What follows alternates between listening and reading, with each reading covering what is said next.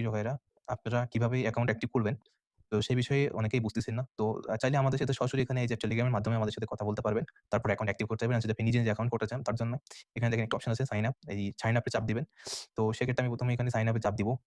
আ sign up এ চাপ দেওয়ার পর এখানে নামের ক্ষেত্রে আমার নাম দিলাম এখানে মোবাইল নাম্বারের ক্ষেত্রে আমি আমার মোবাইল নাম্বারটি দিলাম 0955311411 পাসওয়ার্ডের ক্ষেত্রে 11 পাসওয়ার্ড রাখবেন। যেমন ধরেন আমি এখানে পাসওয়ার্ড রাখলাম 115599 এবং পিনের ক্ষেত্রে আপনার ৪ ডিজিট মানে পাসওয়ার্ডের ক্ষেত্রে ৬ ডিজিট 1155।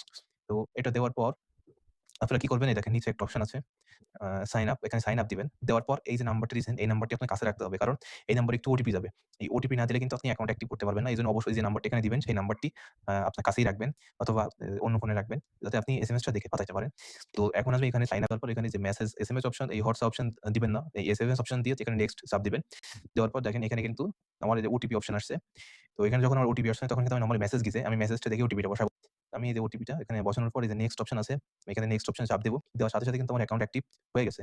এখন এই অ্যাকাউন্ট অ্যাক্টিভ ক্ষেত্রে আমার এখানে লগইন করতে গেলে যে মোবাইল নাম্বার এবং যে পাসওয়ার্ডটি দিয়েছি সেটা দিলে আমি লগইন করতে পারব। তো দেখেন এখন আমি কিভাবে অ্যাকাউন্টটি লগইন করব। তার জন্য ১ম এ আমার মোবাইল নাম্বারটি দিলাম 01955311411 আর এখানে